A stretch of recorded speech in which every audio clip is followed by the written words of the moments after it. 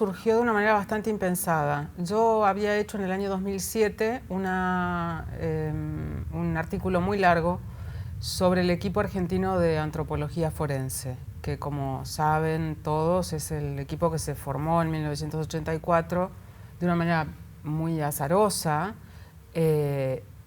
para identificar los restos de los desaparecidos en dictadura. Quedó con ellos un vínculo muy estrecho de amigos, de amistad, después que se publicó el artículo, porque durante el proceso de reporteo yo no me hago amiga, digamos, de los entrevistados. Pero bueno, ese vínculo creció y a lo largo de los años, bueno, hicimos muchas cosas de amigos juntos.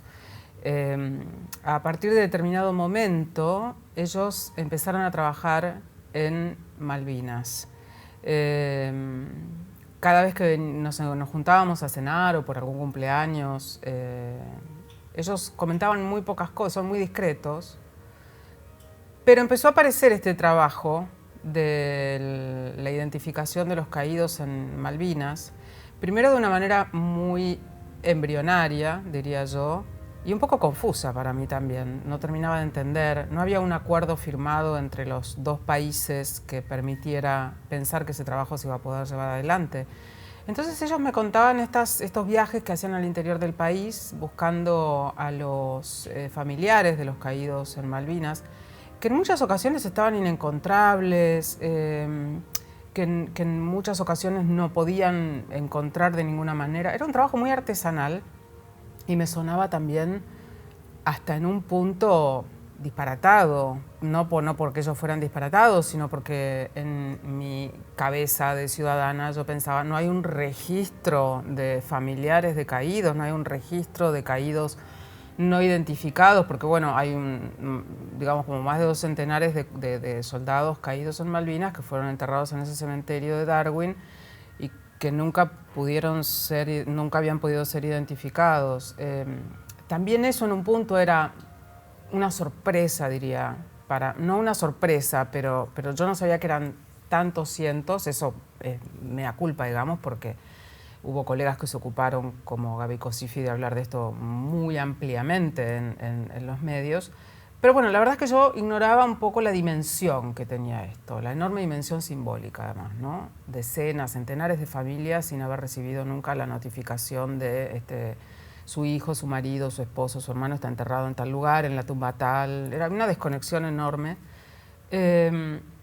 Entonces me empezaron a contar un poco de todos estos viajes que hacían. Ellos hablan muy poco, como ya dije, son muy discretos con su trabajo. Yo también pregunto poco y supongo que en eso se basa también esa relación de confianza. Y en un momento se firmó el acuerdo entre los países y ahí empezamos a hablar más claramente de todo lo que se estaba haciendo y yo dije, acá hay una historia increíble, por evidente y por desconocida. O sea, es evidente que ese cementerio cuyas cruces veíamos fotografiadas cada aniversario de Malvinas y que muchísimas personas, no yo, pero muchas personas creían que era un cementerio simbólico, como quien pone un cenotafio y no hay nadie allí.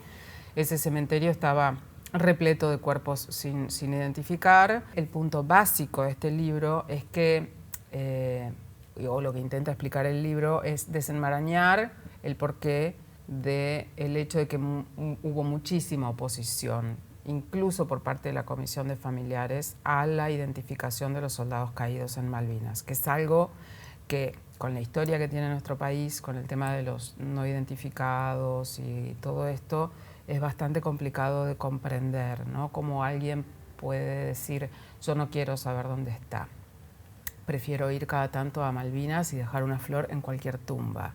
Entonces, bueno, eso exige una tarea de desenmarañamiento y de comprensión, desprejuiciada sobre todo, sin olvidar que la gente, incluso con opiniones que pueden haber estado erradas en su momento, son personas que antes que nada, bueno, no me gusta decir antes que nada, pero que son víctimas. A medida que avancé en el trabajo, me di cuenta de algo que ya me habían dicho las personas del equipo argentino de antropología forense, y es que este drama era una situación muy actual para toda la gente que tenía un familiar caído en Malvinas, hablaban de esto como si hubiera pasado ayer. Había mucho mucho dolor, mucha sensación de impotencia y mucha bronca, diría yo, por el estado de, ¿cómo diríamos?, de abandono, ¿no?, por parte del Estado. Esto que mencionaba de no haber recibido notificaciones oficiales, de haber sido muy maltratados en su momento. Gente que me decía, una de las personas a las que entrevisté, le pregunté directamente, pero entonces ustedes nunca recibieron noticias de que su hermano había muerto en el combate o en un bombardeo, bueno, en el combate. Y me dijeron no. Y les dije, bueno, ¿y entonces cómo fue que finalmente recibieron la noticia de la muerte? Y me dijeron, me imagino que fue esperar y que no volviera. Entonces, cuando escuchás eso, te das cuenta del grado de precariedad con que se hicieron esas cosas. Y la verdad es que siempre recuerdo algo que me dijo Mercedes Salado, que es una de las forenses que trabajó en este reconocimiento de los cuerpos. Y ella es española y vino a vivir acá a la Argentina hace muchos años a trabajar en el equipo. Y que lo primero que le llamó la atención en los años 90 fue ver a excombatientes en el subterráneo o en la calle pidiendo limosna, mostrando credenciales y viendo que la gente no le creía. Ella decía, eso en cualquier otro país es como impensable. Y si te pones a pensar, para nosotros ese fue un paisaje muy habitual durante muchos años. Creo que en la base de todo el problema de la identificación de los cuerpos de los caídos hay una cuestión de convicciones ideológicas muy encontradas.